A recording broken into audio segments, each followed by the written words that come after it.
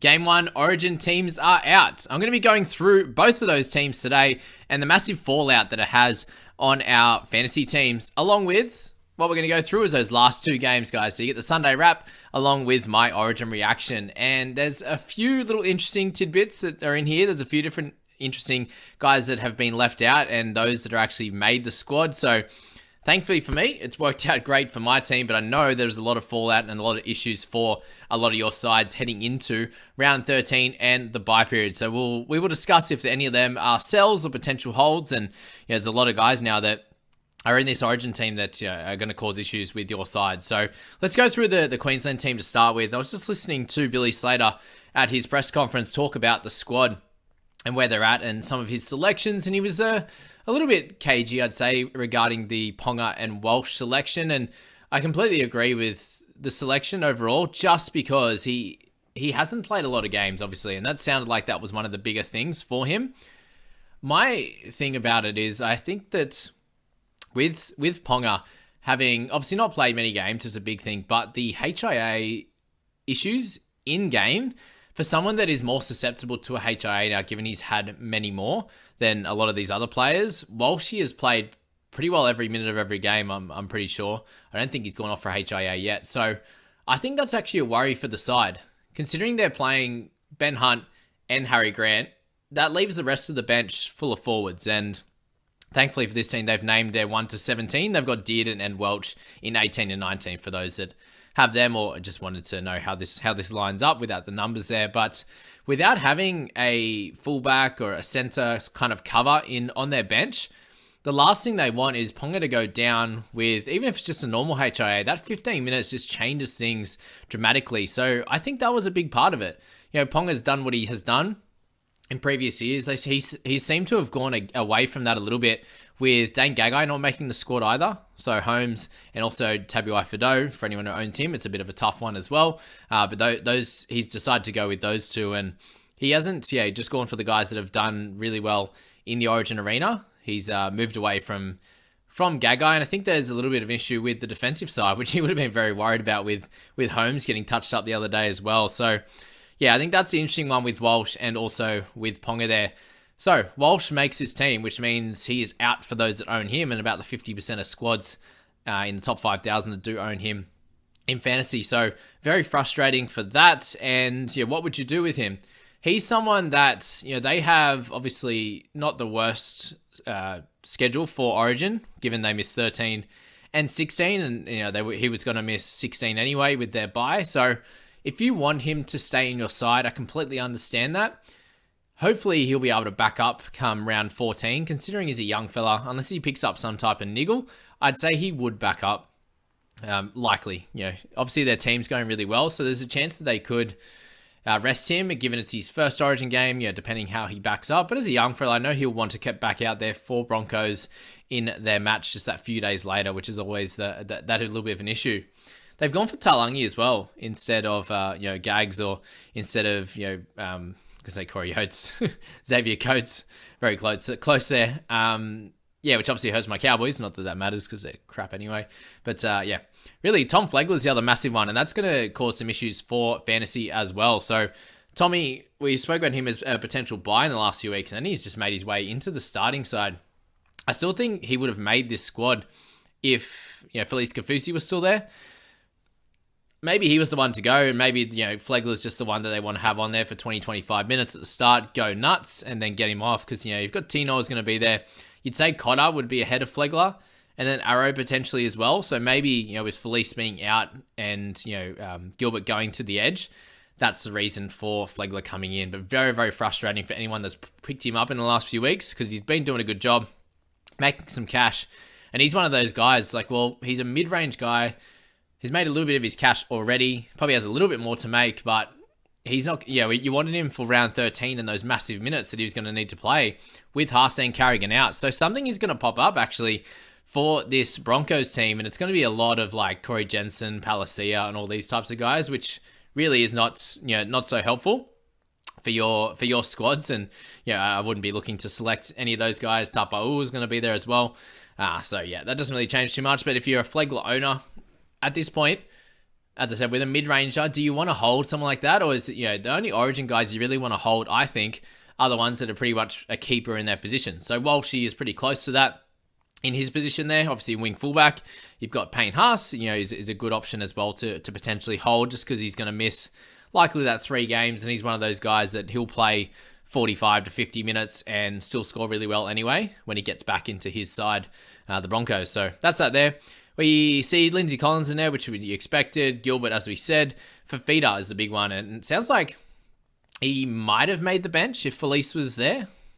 Might have not. So, yeah, very interesting. He's obviously played his way into this side, and he deserves the start. Very interesting if Felice was available, and he will be in round 6 in the round 16 or Origin 2.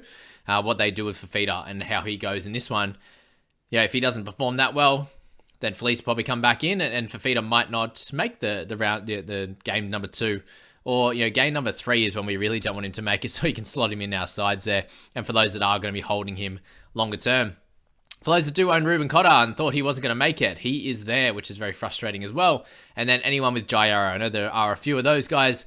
Obviously, Harry Grant was going to make it, and Carrigan as well. So we will dive deep into, obviously those guys, and are they holds, are they not? I think it's going to come down to how many of those guys you own in your squad.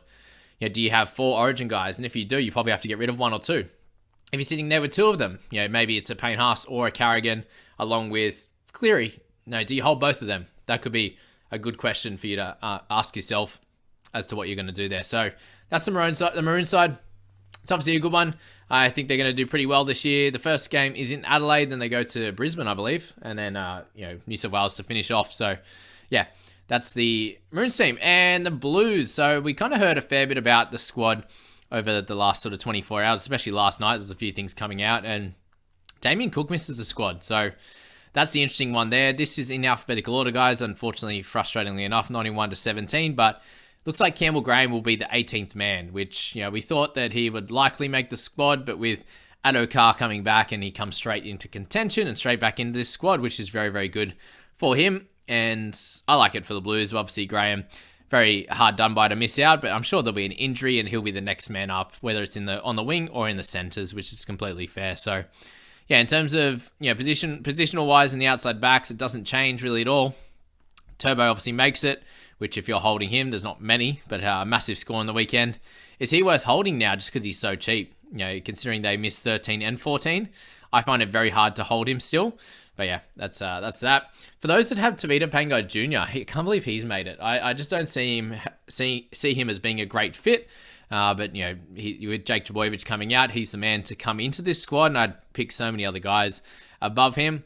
But again, thankfully, he's not someone that I do own. He come out with a big fantasy score on the weekend, and now obviously with him here, I doubt he plays big minutes, and he was going to miss 13 anyway. But if he's there in round 16, it makes it very tough. But I think you hold for now, especially with that big score. You get a good one out of him in 14 and 15.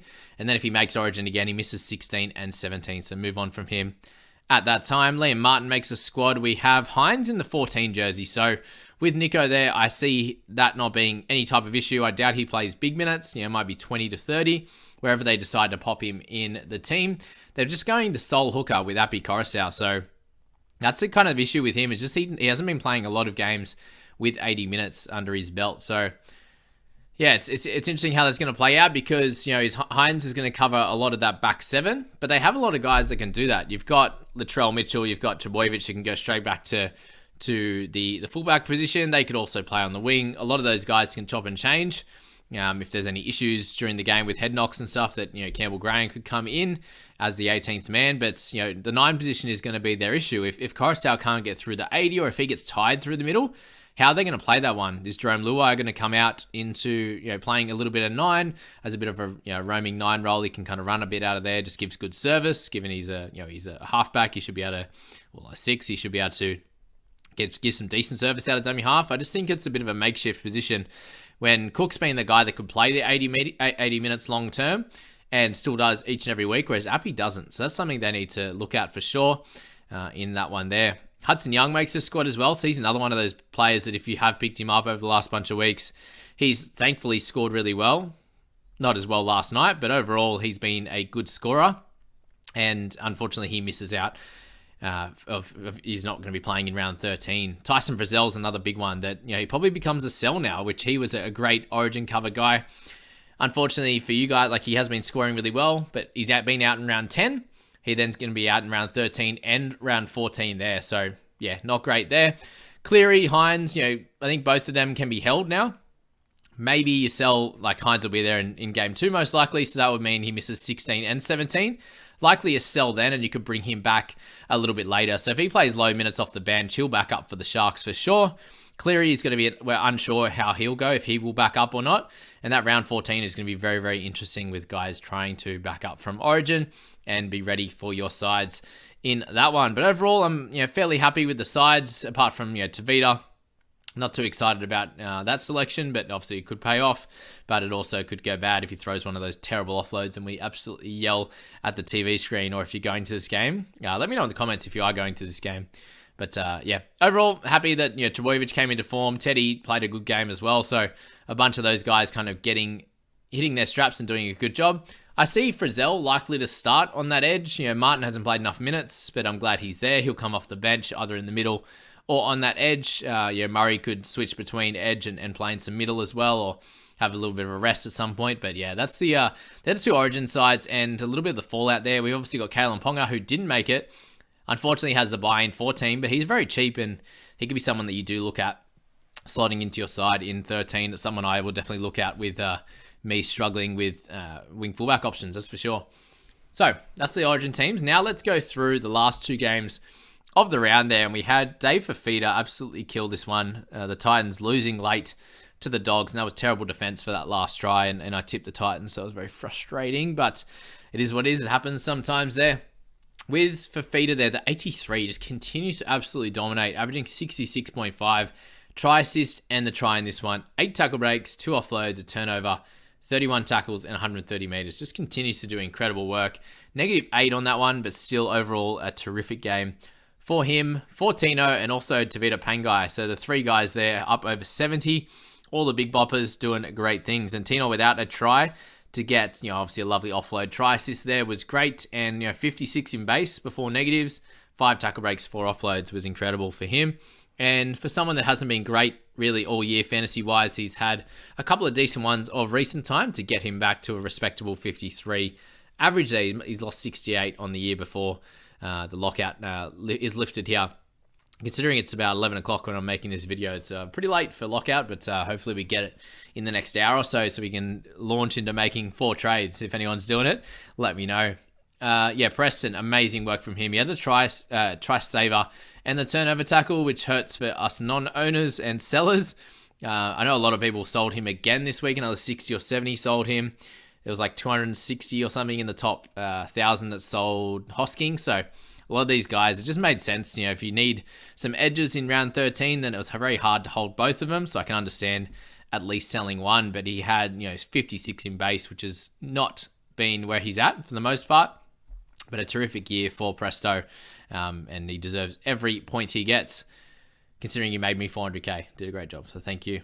Matty Burton, 61 for him. Another great game, averaging just under 50 now, and he has missed out on Origin. So he becomes very interesting in round 14. If you do currently own him, then he's worthy of a hold for sure.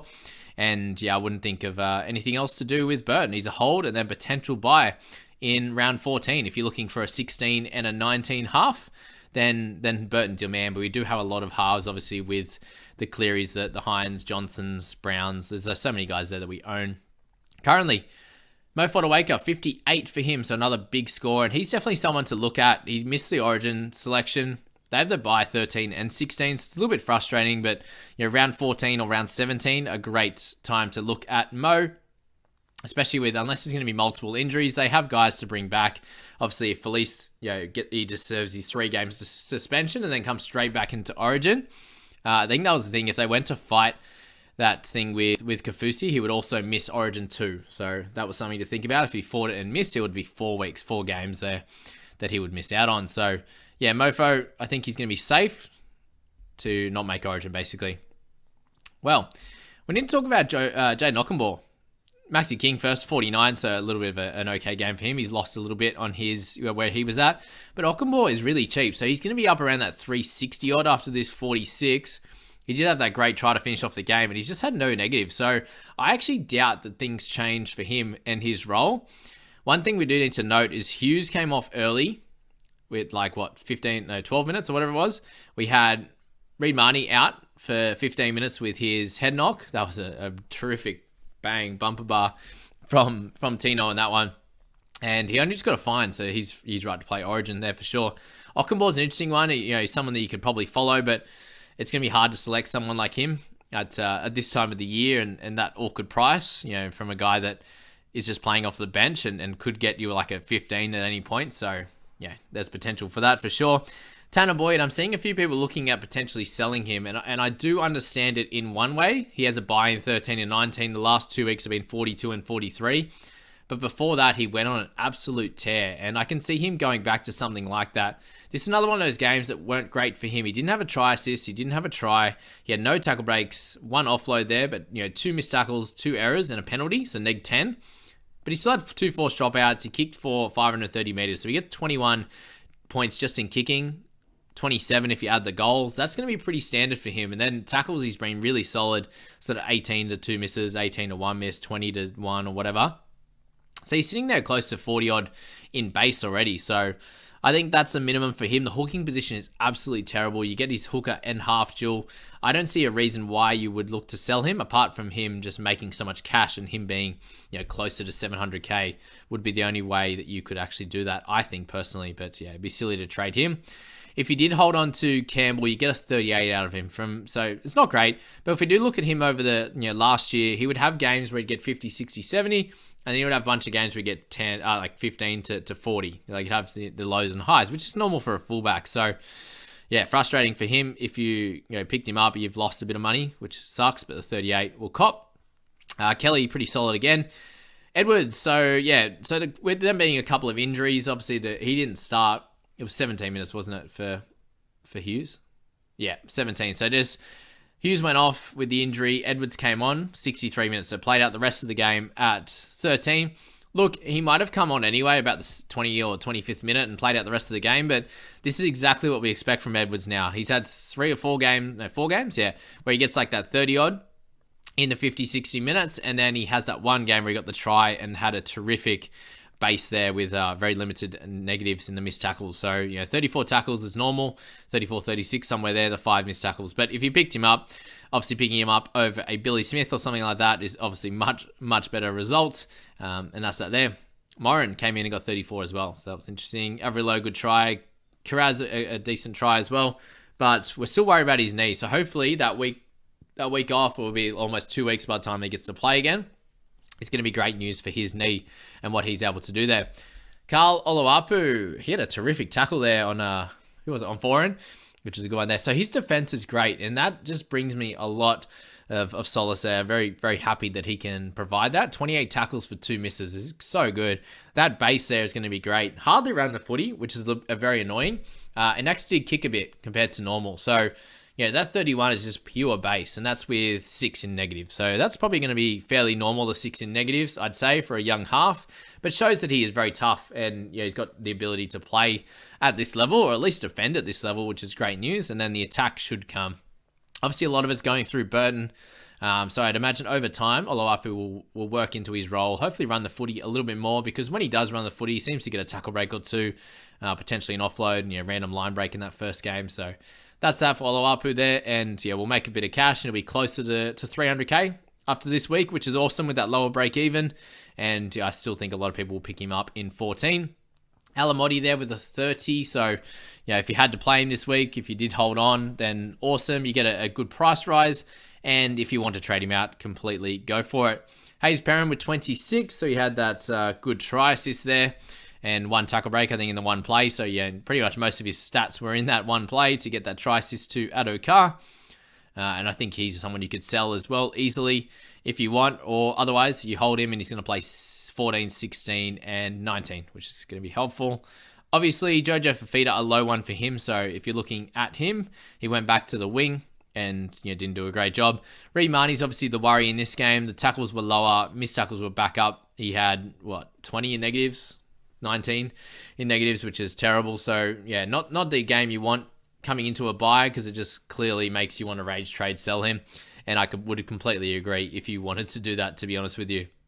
And then, interesting, man, Corey Waddell, who's been scoring well. He's up 101k. He got 7 in 50 minutes with 9 missed tackles. So 21 makes, 9 misses. Almost as good as the great Helam Lukey. Exact same minutes, 50. But Lukey scored 6 more. So Lukey's obviously a way better player than Corey Waddell. Let's go to the last game now to round out our round 12. And then we're into the round 13 bye period, which is going to be crazy. The man of the moment, Tom Trbojevic, absolutely played himself into a Origin jersey again, thankfully for him and for the Blues that he's back in form. But yeah, terrific try saver in there, and then picked up 3 tries and a try assist with 9 tackle breaks, 245 meters. Just did everything right. He still had 3 errors, which seemed to be standard for him, even when they absolutely dominate. And he has 3 tries, 3 try assists and whatever. He still always ends up with three errors because he tries so much. But yeah, Tommy was terrific. And if you did own him, there's only, I think, like one person in the top 100 has him. So well done. And like a couple of percent of the top 5K. So that's that for Tommy. He's a sell now, unfortunately. You can take that 105 and the price rise and get out of there, I think, and hopefully pick him up a little bit later. But for those of us who are looking at him, hopefully in like around 20 or 21, that hasn't worked out. Elliot Whitehead, a big game. Ethan Bullymore, a big game as well. So he's actually done all right this year. He's made more cash this year than he did last year when we needed him anyway. Big news, of course, Corey Horsburgh not making Origin is great work. 62 minutes seems to be about the normal now, but you know, to get a 59 after his 48 last week with the sin bin is great news. He played awesome. He had 3 offloads to hand, 1 to ground. He had a turnover tackle, which is a good one at that early on in the game. 32 tackles, 150 meters. A couple of penalties though, so I think he can get those negatives down a little bit. He was neg 10, so if you can get that back down to about a 6, we can see him hit that 60 pretty regularly, and he's going to be an important player coming into this week, along with guys like Tohu Harris, who we'll touch on, and is someone that I'm going to be wanting to grab in my side going forward. Ruben Garrick with a 58, was really good, and he definitely comes into contention as a great purchase, but he did have 2 line breaks, a try assist and a try, and that try assist was like a 60-meter effort, so just be aware of that sort of these 58s won't be the norm, but he does get involved a lot in all their efforts, in attack. This one was, going for a run at a dummy half in about their 20 or 30 and, found a gap on the right-hand side, which, he's obviously a left winger in that one there. So, yeah, good work from Ruben. And it obviously helps that left-hand side being so strong with Schuster and an absolute attacking weapon. I was very worried that first try, he just Whitehead went straight past Schuster and you're like, oh, his defense and effort is just terrible. But his attack is unmatched. He's incredible that way. 3 try assists and a try in that one, 12 tackles for 2 misses, so very high on that end, and 51 meters. But it's not, it's not the running that he does. It's what he does running to the line, and his no lookers just always the blind man Schuster, as they say, was great. Jake Trbojevic, I think he's withdrew himself from Origin, considering he could only get through 58 minutes. He looked great though, 47 points there. Obviously, a try saver helping Tommy, so both him and Jake both got the try saver and the turnover tackle in that one, which is awesome. But yeah, hopefully he'll be back for Origin 2 or close to it. But if you're looking at someone that you need to score about a 50 every week, then Trbojevic is that guy. Let's talk about Fogs now. 46 for him. Again, another potential option, but I just don't rate him that highly. Obviously not with the goal kicking either. Not the play to go. Paseka, anybody picked up him, he's getting the big minutes like I expected, but his PPM has dropped and 6 mixed tackles in there.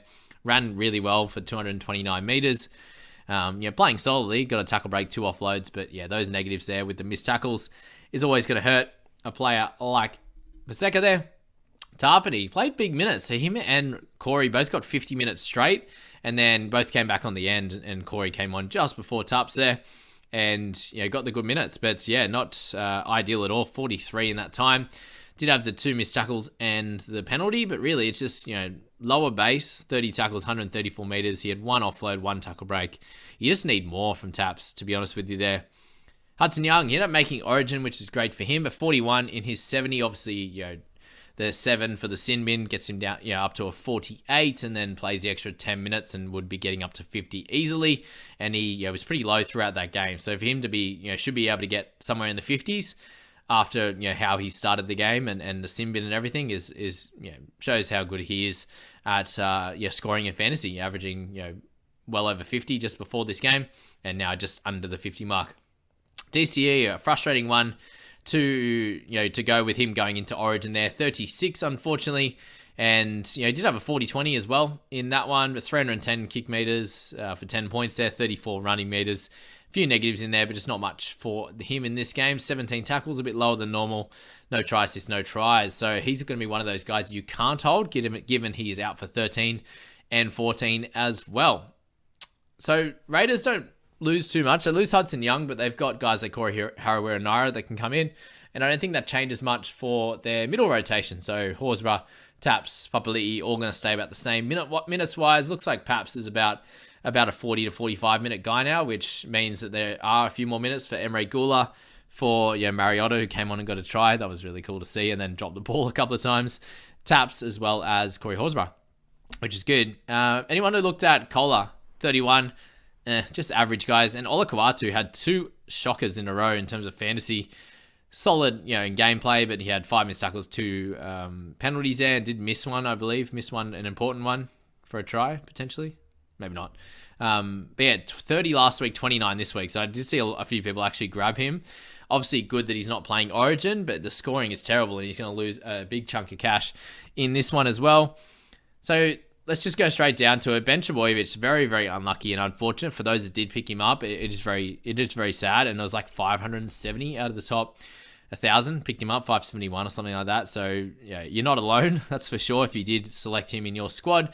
And you probably had to play him, definitely, with Birdie being out. For most people that have Jack, Ben came in and got an 8. So yeah, Billy Smith ended up being a better scoring opportunity, but yeah, for value for points, value for money, Trbojevic, I think, is a little bit better with at the 220k rather than at the 430 or whatever we paid for Billy Smith. But someone is going to have to come in and cover that position.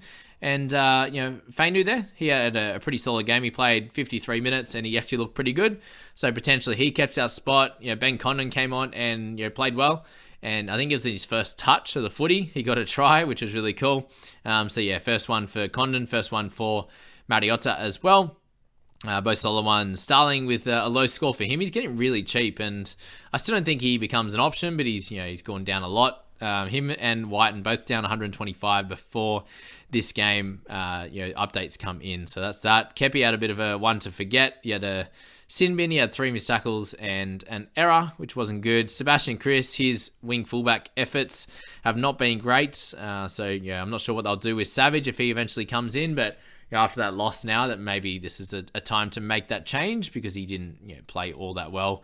In that one, a few missed tackles and error. Just, I don't know, the impact wasn't really there. Speaking of impact, Matty Tomoko had a try gone begging because of an obstruction. Sorry. But yeah, 7 missed tackles for him. So -5 on that front, which was terrible. 3 tackle breaks, an offload, and an offload to ground as well. 112 meters, only 16 points. So if you don't own him, obviously he gets a bit cheaper now, and he was just going on that bit of a run, and hopefully he can keep that up or get back to it, because he was playing so well. And when the Raiders are winning, he's going to do really well. It just was a game that they got absolutely trounced in it. And Trbojevic was going through him a few times. They had Schuster doing their thing. They obviously got a try with Condon on that side. They had one with Garrick on that side. Just plenty going on. And not exactly what you want for that type of player, unfortunately, down that left-hand side of the Manly attack. So that is the update, guys. I hope you really enjoyed that one. I hope you enjoyed the reaction to the Maroons and also the New South Wales squad. And let me know your thoughts on those two teams in the comments below, and obviously how you went this week in fantasy. I wish you all the luck getting in towards your round 13 team. It's going to be pretty tough this week, but it's going to be a fun one. I wish you all the best of luck.